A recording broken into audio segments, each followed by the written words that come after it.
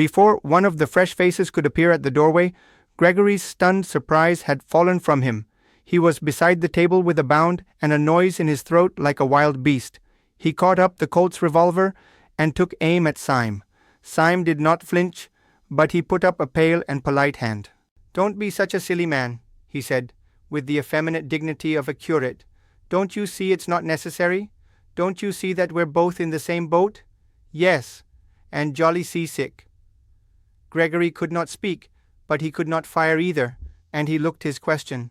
"Don't you see we've checkmated each other?" cried Syme. "I can't tell the police you are an anarchist. You can't tell the anarchists I'm a policeman. I can only watch you, knowing what you are. You can only watch me, knowing what I am. In short, it's a lonely, intellectual duel, my head against yours. I'm a policeman deprived of the help of the police. You, my poor fellow, are an anarchist deprived of the help of that law and organization which is so essential to anarchy. The one solitary difference is in your favor. You are not surrounded by inquisitive policemen. I am surrounded by inquisitive anarchists. I cannot betray you, but I might betray myself. Come, wait and see me betray myself. I shall do it so nicely." Gregory put the pistol slowly down, still staring at Syme as if he were a sea monster. "I don't believe in immortality," he said at last, "but if, after all this, you were to break your word, God would make a hell only for you, to howl in forever."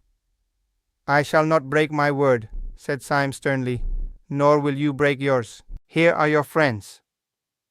The mass of the anarchists entered the room heavily, with a slouching and somewhat weary gait.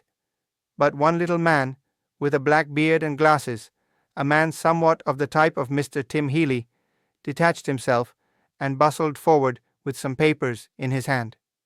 "Comrade Gregory," he said, "I suppose this man is a delegate?" Gregory, taken by surprise, looked down and muttered the name of Syme, but Syme replied almost pertly, "I am glad to see that your gate is well enough guarded to make it hard for anyone to be here who was not a delegate." The brow of the little man with the black beard was, however, still contracted with something like suspicion. "What branch do you represent?" he asked sharply. "I should hardly call it a branch," said Syme, laughing. "I should call it, at the very least, a root." "What do you mean?" "The fact is," said Syme serenely, "the truth is, I am a Sabbatarian. I have been specially sent here to see that you show a due observance of Sunday." The little man dropped one of his papers, and a flicker of fear went over all the faces of the group. Evidently, the awful president, whose name was Sunday, did sometimes send down such irregular ambassadors to such branch meetings. "Well, comrade," said the man with the papers after a pause, "I suppose we'd better give you a seat in the meeting?" "If you ask my advice as a friend," said Syme, with severe benevolence, "I think you'd better." When Gregory heard the dangerous dialogue end with a sudden safety for his rival, he rose abruptly and paced the floor in painful thought. He was indeed in an agony of diplomacy.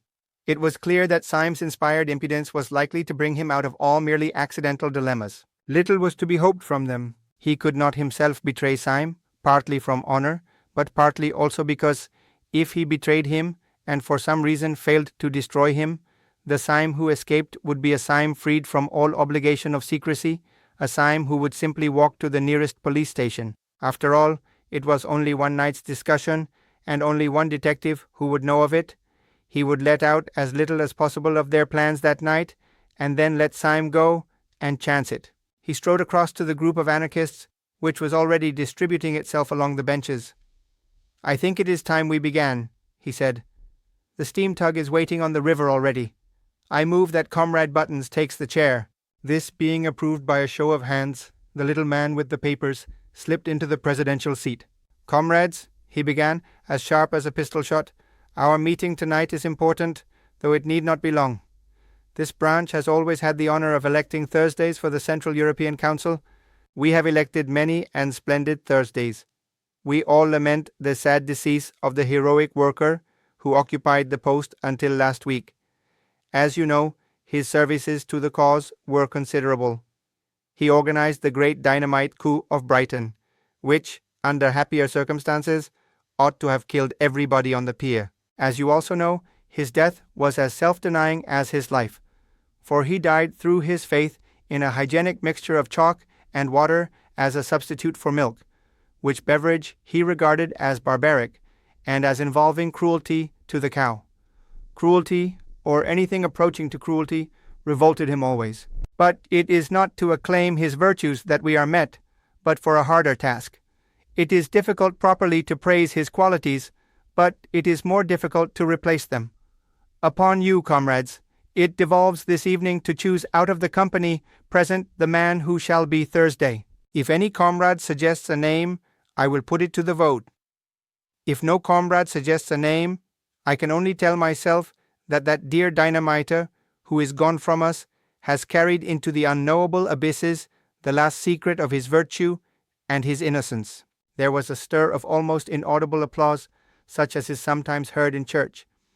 Then a large old man, with a long and venerable white beard, perhaps the only real working man present, rose lumberingly and said, "I move that Comrade Gregory be elected Thursday," and sat lumberingly down again. "Does anyone second?" asked the chairman. A little man, with a velvet coat and pointed beard, seconded. "Before I put the matter to the vote," said the chairman, "I will call on Comrade Gregory to make a statement." Gregory rose amid a great rumble of applause. His face was deadly pale, so that by contrast his queer red hair looked almost scarlet, but he was smiling and altogether at ease. He had made up his mind, and he saw his best policy quite plain in front of him, like a white road. His best chance was to make a softened and ambiguous speech, such as would leave on the detective's mind the impression that the anarchist brotherhood was a very mild affair, after all. He believed in his own literary power, his capacity for suggesting fine shades and picking perfect words. He thought that with care he could succeed, in spite of all the people around him, in conveying an impression of the institution, subtly and delicately false. Syme had once thought that anarchists, under all their bravado, were only playing the fool. Could he not now, in the hour of peril, make Syme think so again? "Comrades," began Gregory, in a low but penetrating voice, "it is not necessary for me to tell you what is my policy, for it is your policy also. Our belief has been slandered, it has been disfigured, it has been utterly confused and concealed, but it has never been altered. Those who talk about anarchism and its dangers go everywhere and anywhere to get their information, except to us, except to the fountainhead. They learn about anarchists from sixpenny novels. They learn about anarchists from tradesmen's newspapers. They learn about anarchists from Ali Sloper's Half Holiday and the Sporting Times. They never learn about anarchists from anarchists. We have no chance of denying the mountainous slanders which are heaped upon our heads from one end of Europe to another. The man who has always heard that we are walking plagues has never heard our reply. I know that he will not hear it tonight, though my passion were to rend the roof, for it is deep, deep under the earth that the persecuted are permitted to assemble, as the Christians assembled in the catacombs. But if, by some incredible accident, there were here tonight a man who all his life had thus immensely misunderstood us, I would put this question to him. When those Christians met in those catacombs, what sort of moral reputation had they in the streets above? What tales were told of their atrocities by one educated Roman to another? Suppose, I would say to him, suppose that we are only repeating that still mysterious paradox of history. Suppose we seem as shocking as the Christians, because we are really as harmless as the Christians. Suppose we seem as mad as the Christians, because we are really as meek. The applause that had greeted the opening sentences had been gradually growing fainter, and at the last word it stopped suddenly. In the abrupt silence, the man with the velvet jacket said in a high, squeaky voice, "I'm not meek." "Comrade Witherspoon tells us," resumed Gregory, "that he is not meek. Ah, how little he knows himself. His words are indeed extravagant, his appearance is ferocious, and even, to an ordinary taste, unattractive. But only the eye of a friendship as deep and delicate as mine can perceive the deep foundation of solid meekness which lies at the base of him, too deep even for himself to see. I repeat, we are the true early Christians, only that we come too late. We are simple, as they revere simple. Look at Comrade Witherspoon. We are modest, as they were modest. Look at me. We are merciful. No, no, called out Mr. Witherspoon with the velvet jacket. I say we are merciful, repeated Gregory furiously, as the early Christians were merciful, yet this did not prevent their being accused of eating human flesh. We do not eat human flesh. Shame, cried Witherspoon. Why not? Comrade Witherspoon, said Gregory with a feverish gaiety, is anxious to know why nobody eats him. Laughter.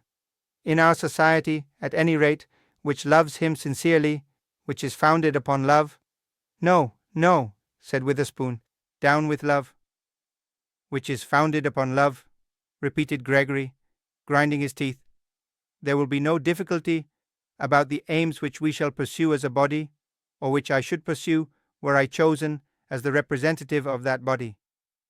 Superbly careless of the slanders that represent us as assassins and enemies of human society, we shall pursue with moral courage and quiet intellectual pressure the permanent ideals of brotherhood and simplicity. Gregory resumed his seat and passed his hand across his forehead. The silence was sudden and awkward, but the chairman rose like an automaton and said in a colorless voice, Does anyone oppose the election of Comrade Gregory? The assembly seemed vague and subconsciously disappointed, and Comrade Witherspoon moved restlessly on his seat and muttered in his thick beard. By the sheer rush of routine, however, the motion would have been put and carried. But as the chairman was opening his mouth to put it, Syme sprang to his feet and said in a small and quiet voice, Yes, Mr. Chairman, I oppose. The most effective fact in oratory is an unexpected change in the voice. Mr. Gabriel Syme evidently understood oratory. Having said these first formal words in a moderated tone and with a brief simplicity, he made his next word ring and volley in the vault as if one of the guns had gone off. Comrades, he cried, in a voice that made every man jump out of his boots, have we come here for this? Do we live underground like rats in order to listen to talk like this? This is talk we might listen to while eating buns at a Sunday school treat. Do we line these walls with weapons and bar that door with death, lest anyone should come and hear Comrade Gregory saying to us, Be good, and you will be happy. Honesty is the best policy, and virtue is its own reward? There was not a word in Comrade Gregory's address to which a curate could not have listened with pleasure. Hear, hear. But I am not a curate. Loud cheers. And I did not listen to it with pleasure. Renewed cheers. The man who is fitted to make a good curate is not fitted to make a resolute, forcible, and efficient Thursday. Hear, hear. Comrade Gregory has told us, in only too apologetic a tone, that we are not the enemies of society. But I say that we are the enemies of society, and so much the worse for society. We are the enemies of society, for society is the enemy of humanity, its oldest and its most pitiless enemy. Hear, hear. Comrade Gregory has told us, apologetically again, that we are not murderers. There I agree. We are not murderers, we are executioners. Cheers. Ever since Syme had risen, Gregory had sat staring at him, his face idiotic with astonishment. Now in the pause, his lips of clay parted, and he said, with an automatic and lifeless distinctness, You damnable hypocrite! Syme looked straight into those frightful eyes with his own pale blue ones, and said with dignity, Comrade Gregory accuses me of hypocrisy. He knows as well as I do that I am keeping all my engagements and doing nothing but my duty. I do not mince words. I do not pretend to. I say that Comrade Gregory is unfit to be Thursday for all his amiable qualities. He is unfit to be Thursday because of his amiable qualities. We do not want the Supreme Council of Anarchy infected with a maudlin mercy. Hear, hear. This is no time for ceremonial politeness, neither is it a time for ceremonial modesty.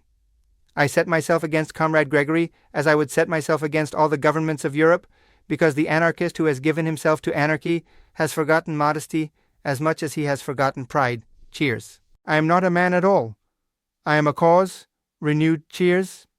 I set myself against Comrade Gregory as impersonally and as calmly as I should choose one pistol rather than another out of that rack upon the wall. And I say that, rather than have Gregory and his milk and water methods on the Supreme Council, I would offer myself for election. His sentence was drowned in a deafening cataract of applause.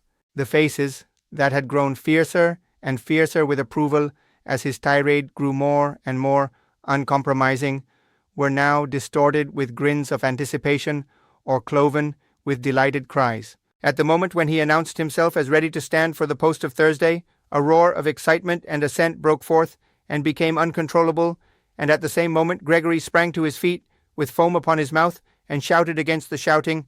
"Stop, you blasted madmen!" he cried, at the top of a voice that tore his throat. "Stop, you—" But louder than Gregory's shouting, and louder than the roar of the room, came the voice of Syme, still speaking in a peal of pitiless thunder. "I do not go to the council to rebut that slander that calls us murderers. I go to earn it," loud and prolonged cheering.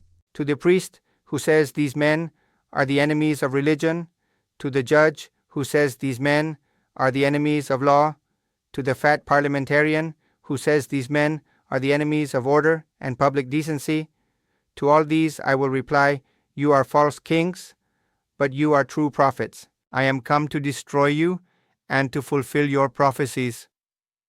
The heavy clamor gradually died away, but before it had ceased, Witherspoon had jumped to his feet, his hair and beard all on end, and had said, "I move, as an amendment, that Comrade Syme be appointed to the post."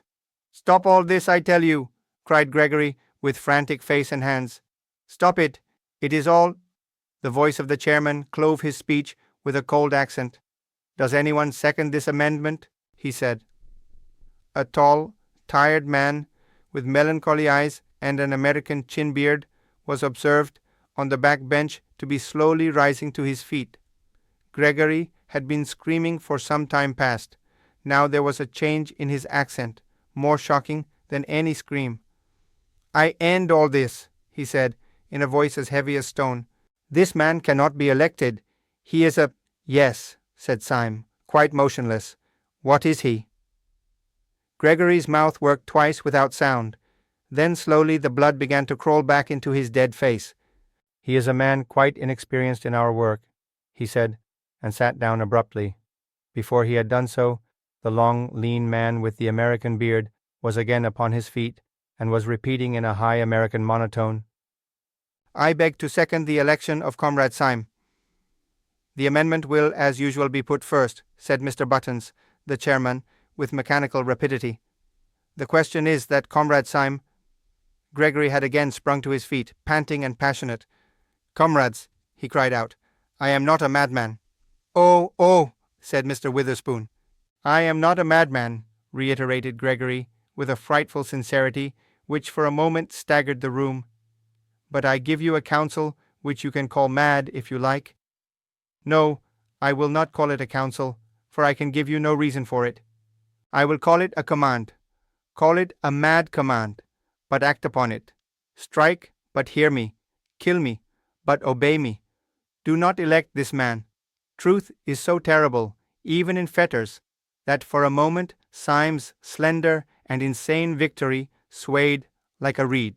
But you could not have guessed it from Syme's bleak blue eyes.